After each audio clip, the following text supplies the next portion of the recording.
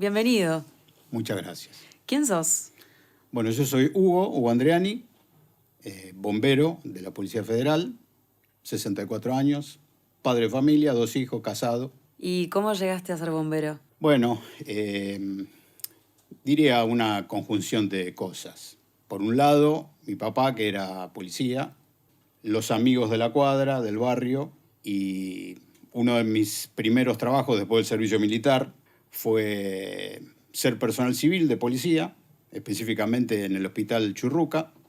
Así que ahí un poco empecé a tomar contacto directamente con la institución y me decidí por el escalafón bombero, que eran lo que me pedían mis amigos. ¿Y más allá de ese pedido, es una profesión que lograste disfrutar con el paso de los años? Yo te diría, ahora, después de haberme retirado, sin perjuicio de que siga haciendo, pues no se pierde el Estado, muchas cosas espectaculares que las disfruté y me encantó hacerlas, y otras tantas que son medio embromadas. Digamos que bomberos, psicológicamente, médicamente, es un trabajo insalubre. Yo te diría que en la balanza pesan más las cosas buenas. ¿Encontraste una vocación siendo bombero? Sí, hay muchos que sí son bomberos voluntarios, por ejemplo. Arrancan desde chico y ya conocen su trabajo y esperan tener la edad para ser profesionales en una fuerza, o si no, siguen. Es decir, la mayor cantidad de cuerpos de bomberos son voluntarios. Ahí un poco la vocación puede ser que sea más temprana y en otros un poco más tardía. En mi caso, yo no fui bombero voluntario, pero palpé un poquito desde antes y después te van gustando una serie de cosas. Entonces entendés un poco mejor el servicio y la vocación surge. Llegar a un lugar y resolver un problema que es grave para uno o más personas y poder solucionarlo es gratificante y tiene que ver con la vocación. ¿Recordás como no sé si un incendio precisamente, pero algún evento que fuera como bisagra en tu carrera? ¿Una primera situación que te haya marcado? Cuando te asignan una unidad, te asignan un cuartel, una unidad, y estás a cargo, estás nervioso hasta que salte la primera y sabés que vas a salir a un incendio ese día, porque prácticamente no hay días en que no intervengas. Por suerte nunca nos pasó nada grave y salió todo bien. ¿Qué cosas te han pasado a vos, capaz a nivel físico, en una situación de incendio? ¿Te has lastimado? ¿Has tenido quemaduras? No fueron importantes, pero sí decís, no puede ser que me pase esto, porque el bombero no es infalible. Pero en una oportunidad que ocurría, después todo mejoró un poco, ¿no?, en cuanto a equipamiento, pero hubo una época en que no había, por ejemplo, aparatos respiratorios para todos los bomberos. Entonces había que entrar a extinguir un departamento, prendido fuego todo, y había un solo aparato en ese momento que estaba funcionando bien. Así que me puse el aparato respiratorio, entré y empecé a escuchar mientras apagaba el incendio con la línea en la mano, empecé a escuchar la chicharra del aparato respiratorio que me estaba diciendo que ya se acababa el aire. Me parecía que hacía poco que estaba y tenía fuego por delante, así que quedé ahí con la línea y me quedé sin aire, en una exhalación. Así que lo primero que hice, lo único que podía hacer era sacarme la máscara y inhalé todo lo que son los gases y el aire caliente y tuve que salir, medio que me tuvieron que sacar. Yo reconozco que en ese momento no supe utilizar correctamente el aparato respiratorio. Las soluciones hay que buscarlas en forma inmediata, evaluar muy rápido y no puedo decir, bueno, a ver, ¿qué podemos usar? ¿Con qué presión? ¿Tiramos 1 o 2 líneas? ¿Usamos matafuego o vamos con otra cosa? Es pensar y actuar. Se ve, se evalúa y se ejecuta. Me quedé pensando en una cosa, vos recién decías que los bomberos no son infalibles. No. Creo que parte de la premisa de un bombero es entregar la vida por el otro. ¿Cuál es el momento en el que un bombero dice, bueno, hasta acá la vida del otro, me empiezo a preocupar por la mía?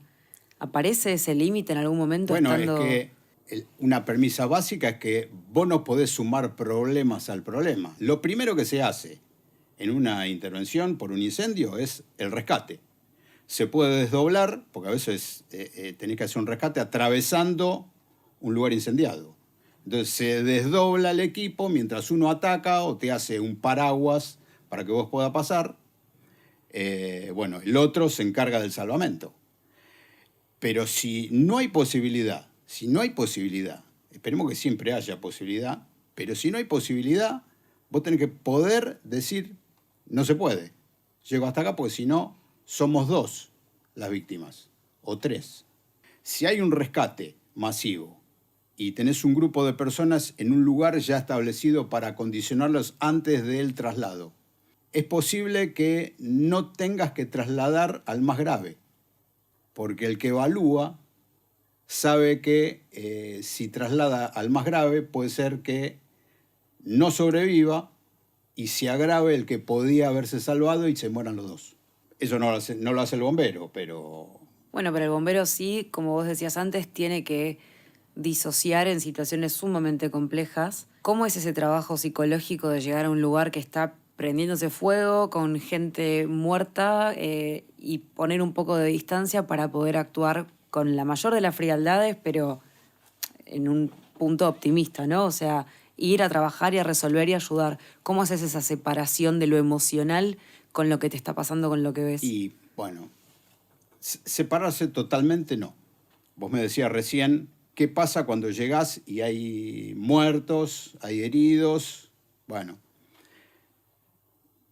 es feo decirlo, pero para resolver y tomar una decisión rápida, la gente que está muerta está muerta. Vamos por los vivos. Cuando vos estás frente a una situación complicada, con gente herida, vos tenés que hacer evaluaciones, disponer tareas, etc. Si tenés una ocupación en medio de ese impacto y la emoción. No es un acto contemplativo nomás, es decir, son personas que están en un lugar donde ocurrió algo desgraciado, pero tenés que actuar, tenés que tomar decisiones, evaluaciones y decisiones. Bueno, esa tarea hace que las emociones se puedan controlar. Vos me dirás, sí, mirá si es un familiar tuyo, lo que sea, y sí, seguramente puede ser distinto. De hecho, pasó de que se murieron bomberos en las intervenciones. Eso es un impacto muy grande. De hecho, uno sabe que el trabajo es así, ese. Vos tenés que vencer al fuego. Y en episodios dantescos lo tenés el fuego y sigue ahí, tenés que luchar contra el fuego y no te puede ganar. Hay algo de quizás un ego sano y decir, esto no me puede quebrar. Y en todos estos años que fuiste bombero, ¿pudiste llegar a tu casa y dormir? Te confieso que una de las cosas por la que me retiré era para poder dormir. Pero no para poder dormir porque no podía dormir por emociones, por trastornos de ansiedad o todas estas afecciones que van ocurriendo con el tiempo a los bomberos, está estudiado. No dormía, pero no porque tenía fantasmas, sino porque era mucho trabajo. Vos te dedicaste muchos años a la parte de pericias dentro del cuerpo de bomberos. ¿Querés contarme un poco, primero, qué tiene que saber un bombero para ser bombero? O sea, ¿qué estudian? ¿Estudian matemática, estudian física, estudian algo de medicina? Sí, bastantes cosas. Es decir, en 3 años tenés bastante tiempo para estudiar, más otro año que es de especialización, pero sí, electrotécnica, físico-química, primeros auxilios, construcciones. Bombero de Policía Federal tiene algunas asignaturas que tienen que ver con el derecho, porque los bomberos de la Federal tienen estado policial y eventualmente podrías hacer, que ocurrió, podrías hacer una intervención policial, por ejemplo, en el recorrido, cuando volvés a tu estación o a tu cuartel. Y después todo lo otro. Y todo lo otro específico, que te va a servir para para analizar una estructura, a ver, se cae, no se cae, por qué se cayó un balcón, por qué se cae, por qué están haciendo una excavación al lado de mi edificio y se me cae el edificio, como fue el gimnasio allá en Villa. Ahí estuve. Yo diría que, en función de la experiencia, que si hacen una excavación al lado de tu casa, tengas mucho cuidado y, si es posible, no sé, voy a exagerar, pero si es posible, durante un periodo no vivas en tu casa. Porque pasa lo siguiente. En general, estadísticamente, las causas de derrumbe de las fincas linderas por una excavación es porque no se llevó el protocolo correcto para hacer la submuración, que se llama. Para hacer un pozo, una excavación donde van los cimientos o un subsuelo, dos subsuelos, y están las casas al lado, hay un procedimiento que está establecido. Y en todo el entorno de donde va a ser el edificio se hace un talud de tierra, una pendiente de tierra. Y después se va fraccionando en medidas iguales y se señalizan como parte 1, parte 2, parte 3, parte 1, parte 2, parte 3, parte 1, parte 2, parte 3, y así en todo el entorno del lugar donde va a estar la excavación. Se cala la parte 1 y se submura. Todas las partes 1. 1. Y Bien. quedan las parte 2, la parte 3, soportando a los linderos. Claro. Una vez que fragua, se consolida, se evalúa, está correcto, se hacen las partes 2. Después se hacen las partes 3 y para así que no sucesivamente. quede ninguna parte de la pared suelta, digamos. Para Exactamente. Que no, claro. Bueno, ¿y qué es lo que ocurre? Si vos llegas a un lugar que se derrumbó y ves que los taludes no estaban, falló el procedimiento. Ahí pasó eso. Y cuando vos llegaste a ese derrumbe Sí. en Urquiza, ¿qué te tocó hacer? Más allá de que vos decís que llegaste y ya sabías lo que había pasado, desde tu lugar de bombero. Ahí íbamos. Esa era una labor pericial, vamos con ingenieros civiles, pues en realidad el bombero tiene una incumbencia en materia de incendio. Pero si bien vos podés saber qué ocurrió, de alguna manera tiene que haber un profesional con incumbencias que sepa lo que ocurrió también, y después se redacta el informe con gente idónea. Uh-huh. Entonces, para el procedimiento en materia bomberil policial está el oficial investigador. Para todo lo demás que es profesional está el ingeniero o el arquitecto. ¿Te ha tocado estar en otros casos con relevancia mediática y social en Argentina? Te voy a comentar algunos que no son mediáticos, porque el mediático lo vieron todos.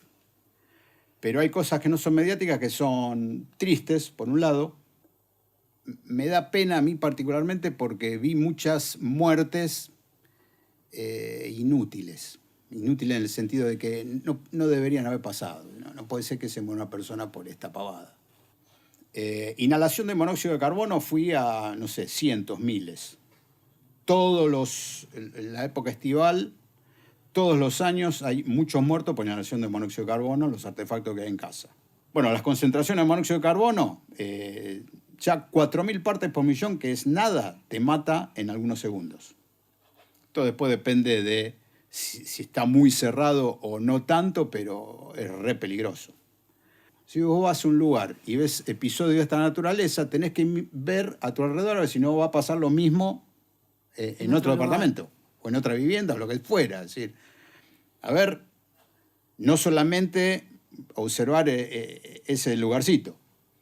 A veces, si no te puedes ir de un lugar, si advertiste el riesgo y el riesgo es inminente, muchas veces uno tiene signos de intoxicación, que no es la muerte, obviamente, pero te sentís siempre cansado, somnoliento, dolor de cabeza, y después se te pasa.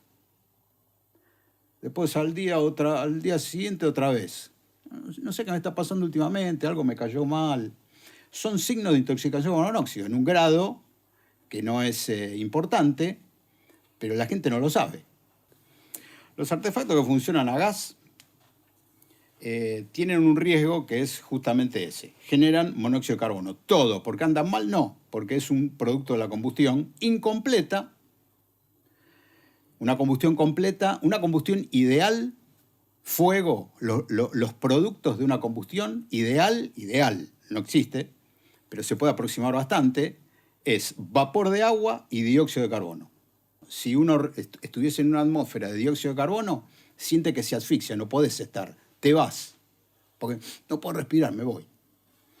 El vapor de agua, bueno, se siente, no te perjudicaría. Pero ¿qué ocurre? Cuando el dióxido de carbono, CO2, pierde un oxígeno, que la molécula está forzada ahí, está ávida de pegarse a algo, monóxido de carbono, carbono-oxígeno, CO, no te das cuenta, vos respirás monóxido de carbono y no sentís que estás respirando un gas toxísimo. Y la particularidad del monóxido de carbono, que como necesita una molécula de oxígeno, necesita un oxígeno, se fija la hemoglobina de la sangre y no lo sentís como una asfixia. Entonces vos respirás normalmente en una atmósfera muy llena o poco llena de monóxido de carbono. ¿Y qué sentís? Sentís un poquito de sueño, sentís un poco de dolor de cabeza. Me voy a acostar porque tengo sueño. Porque tengo sueño, nada más. Me voy a acostar porque tengo sueño. Te acostás y no te despertás nunca más. Un episodio para entender cómo puede ocurrir una muerte así tan por nada.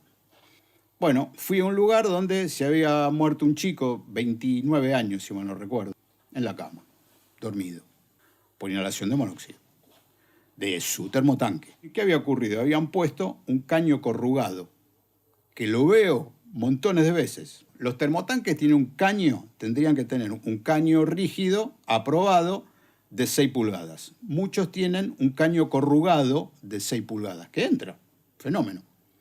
Y está fácil porque lo podés doblar. Claro. Todo mucho más fácil. Lo otro hay que saber ponerlo. Bueno, el termotanque ese tenía puesto el caño, salía hacia la pared, atravesaba la pared y salía al exterior. Y en el exterior se había aflojado y tenía una vueltita hacia abajo. ¿Qué pasó? Una combustión que tiene como producto dióxido de carbono, monóxido de carbono, porque están en una cámara semiconfinada, siempre generan monóxido, por eso son peligrosos, y vapor de agua. El vapor de agua de ese termotanque se condensó en las paredes internas con el frío. Sale vapor de agua, a medida que va transcurriendo, se enfría, sobre todo en invierno. Se enfría y en el codo ese que estaba fuera del caño corrugado, se fue llenando de agua. Se fue llenando porque fue acumulando agua condensada. A tal punto que, como era un sifón, se tapó. Ya no había salida. Entonces, todos los gases, producto de la combustión, que tenían que salir por ese caño, que no era correcto, quedan adentro. Y eso fue lo que mató a la persona. No te podés morir así. ¿Qué otros casos así de hogar o domiciliarios comunes conoces? Yo creo que en el primario y en el secundario todos tendríamos que tener una capacitación mínima. No te diría ni que tengas que rendirla con examen, pero todos tendríamos que tener una noción básica de las instalaciones de nuestra casa. La plancha gasta un montón. Una tostadora gasta un montón de energía. Es decir, hay artefactos que consumen mucho. Ese consumo, ese gran consumo, tiene que pasar por los cables que vienen de la calle, pasan por una termomagnética a la entrada de tu edificio, después llega a tu tablero de tu piso, pasa por un disyuntor diferencial, una termomagnética y llega hasta tu artefacto que está consumiendo un montón.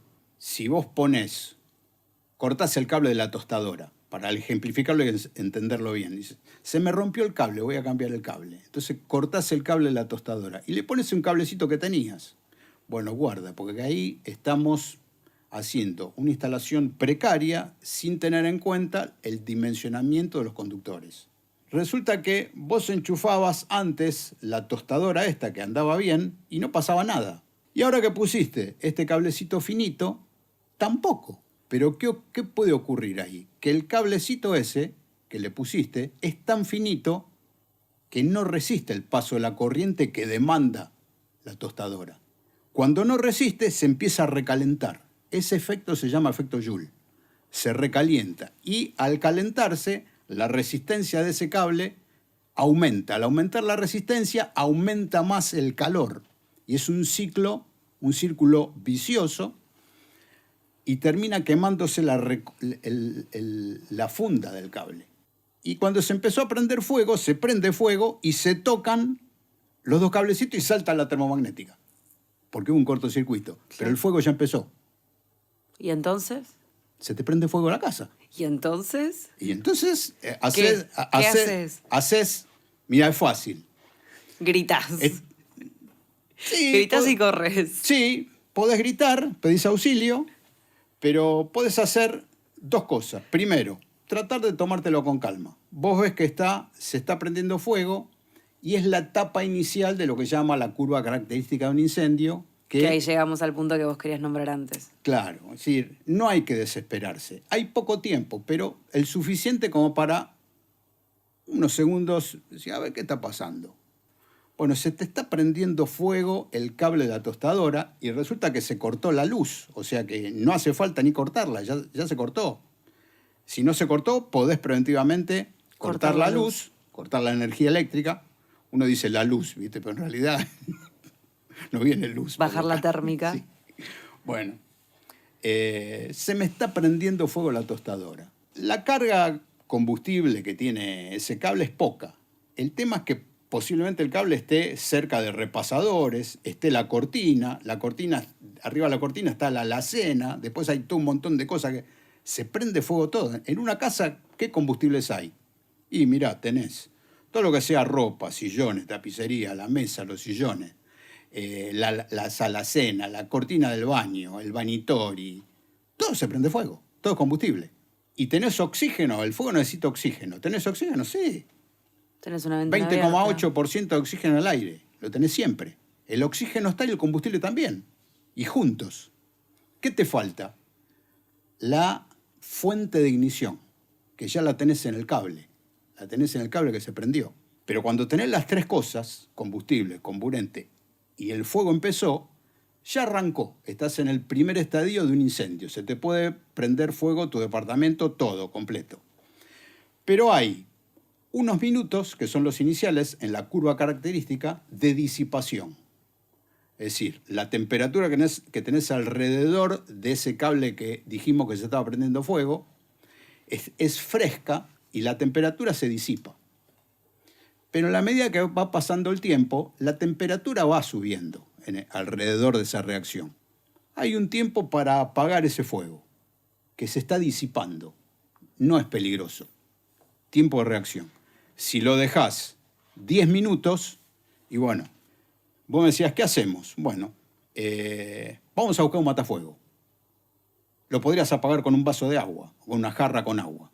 Bueno, tenés dudas y tenés identificado el matafuego, ¿dónde está? Vas, agarras un matafuego y usas un matafuego triclase ABC que podés apagar inclusive si hay energía eléctrica, si hay tensión en la línea. Ponele que no, te asustaste. Te diste cuenta cuando ya estaba avanzado y el fuego es un poquito grande. Cuando el calor subió, pega en el techo, se distribuye por arriba, se empieza a calentar el ambiente de arriba para abajo. Y en toda esa secuencia, que va aumentando la temperatura dentro de esa habitación, ponerle que esté en la cocina, en toda esa secuencia llega un momento en que todos los materiales que son combustibles, la alacena, los platos de plástico, los vasos de plástico, la panera, todo lo que se te ocurra que tenés adentro de la alacena, todo eso empieza a ser afectado por la temperatura y empiezan a destilar sustancias que son inflamables. Y vas a ver que en un momento determinado, si te quedaras ahí adentro, hay pruebas, hay filmaciones, se puede ver. Vas a ver que empiezan a despedir una especie de nubecita, una especie de vapor blanquecino. Cuando ves eso, salí corriendo, porque eso blanquito que se ve es inflamable. Hace y se prende. O sea, ese es el flashover. Eso lo ven los bomberos. Cuando están trabajando adentro con una línea ya de manguera y ves en el ambiente que está pasando eso, cuidado. Entonces, importante, no pudiste apagarlo en la primera instancia y decidiste irte, pues si mejor me voy y que lo apaguen los bomberos. ¿Qué es lo mejor que puedes hacer? Cerrar las puertas y las ventanas. La puerta y la ventana cerrada hace que el oxígeno no entre. Entonces, podría llegar a lograr, es difícil, podría llegar a lograr que se autoextinga porque se acabó el comburente, o podrías lograr al menos que el fuego no prospere tan rápido. Claro. Y vas a lograr que no se te propague tan rápido a los otros ambientes. Tremendo. Parece una pavada, pero en el shock de ese episodio, salir corriendo, hay que ver si te acordás de cerrar. A ver, voy a cerrar la ventana, que se me está prendiendo fuego, el departamento, vamos a cerrar la puerta. Viene bien hacer el ejercicio mental para decir, bueno, a ver, cierra la puerta.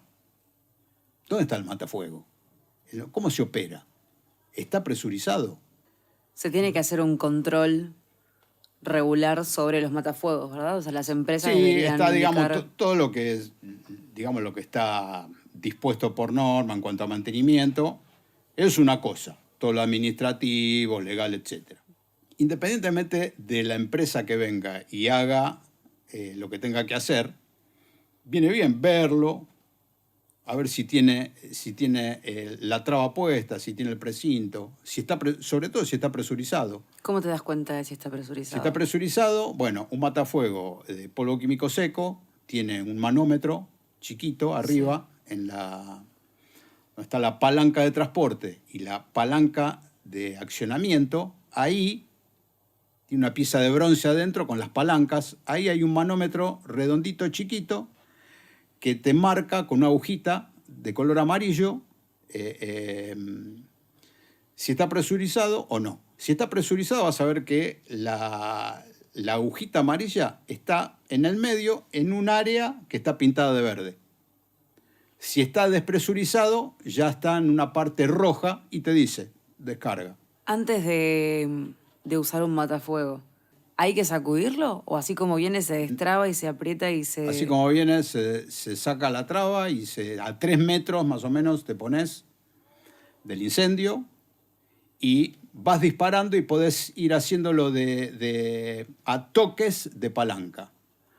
No es necesario vaciar el matafuego. No hay que tirar a la llama. Si la llama salta, el combustible está en el piso, hay que tirarle el polvo químico seco ahí, en la base de la llama, entre el combustible y la llama. Es bueno saber eso. Sí.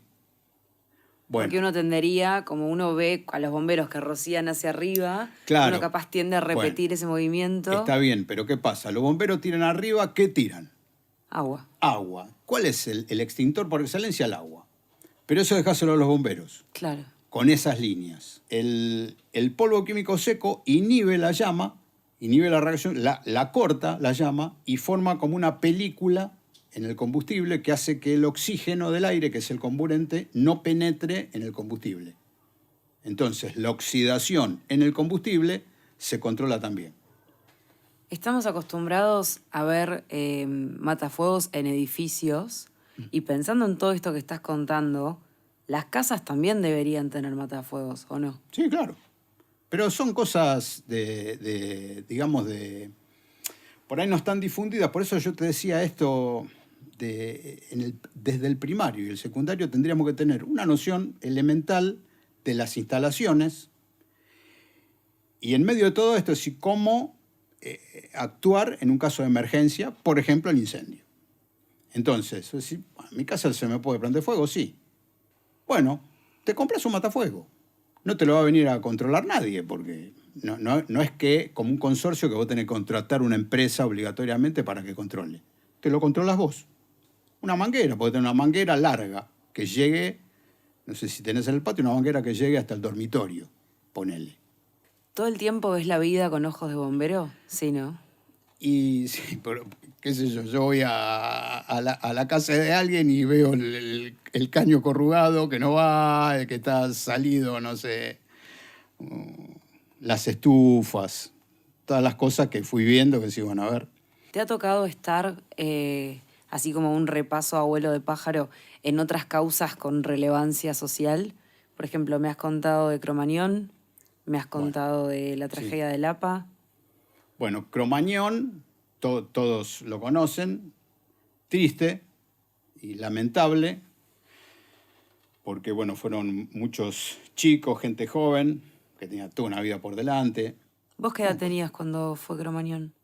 Yo tenía unos 30 y algo. O sea que estabas más o menos en la edad de Sí, la gente que estaba en sí, sí, Cromañón. sí.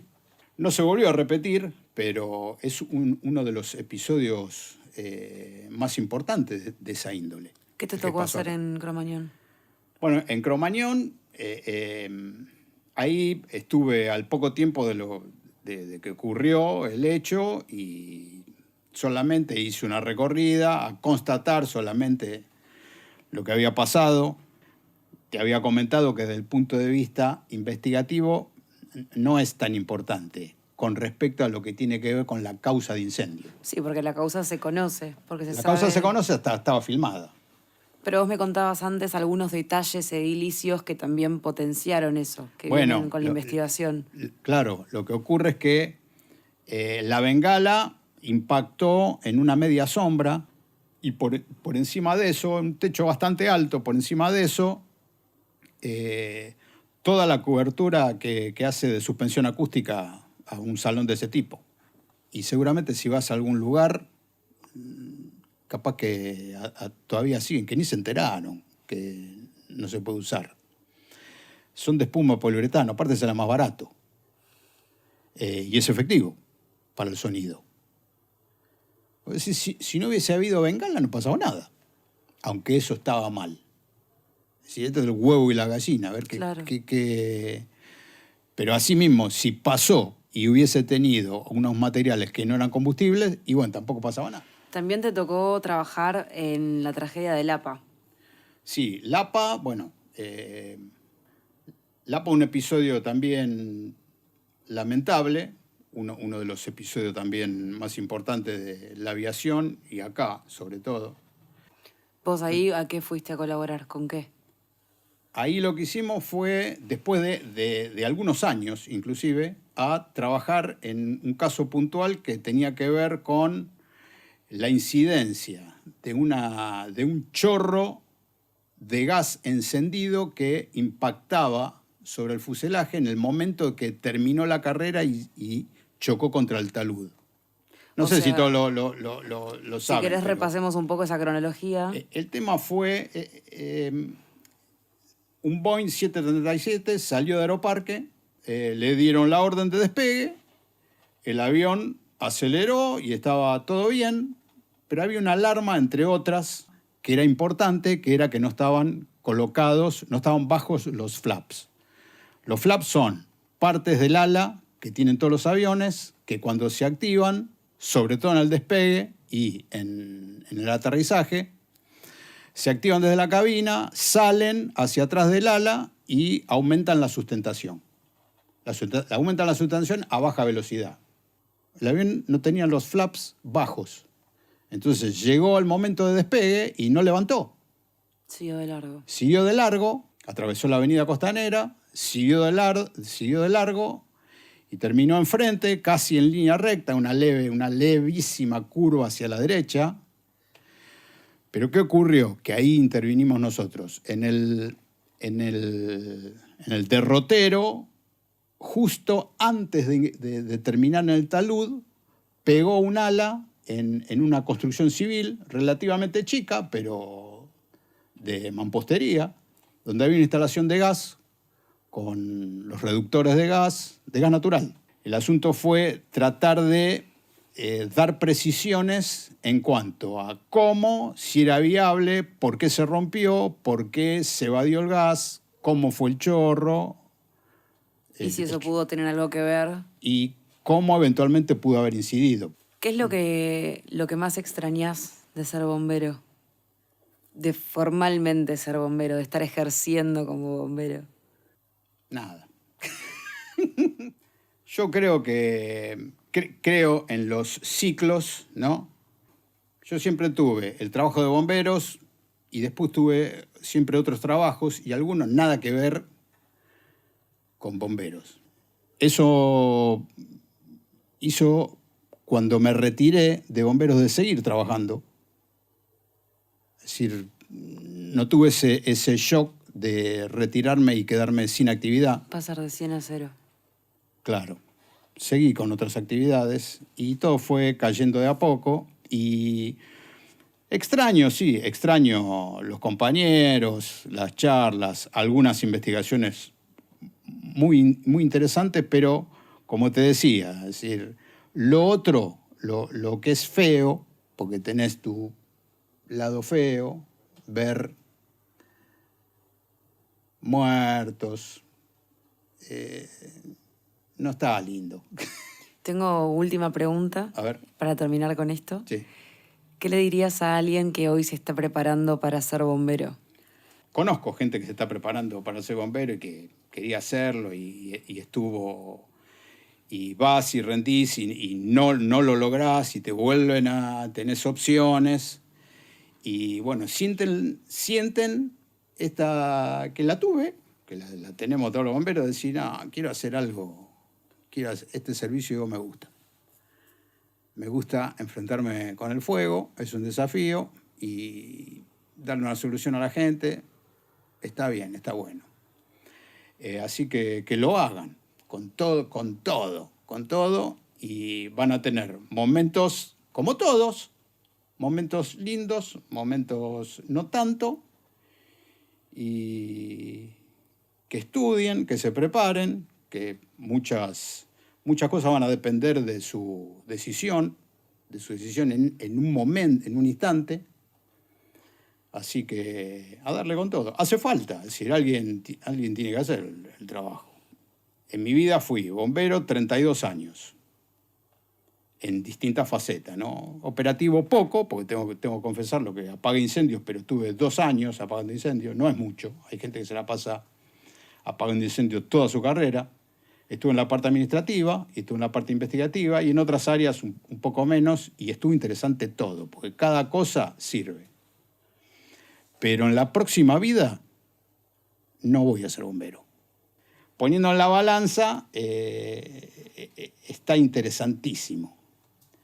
Pero también de la misma balanza surgen otras cosas. Y bueno, está bien, una vida está bien, no sé. 2 ya es mucho. Pero los que quieren ingresar, los felicito, que se preparen, que estudien y que les salga todo bien. Porque si les sale todo bien, la gente va a estar...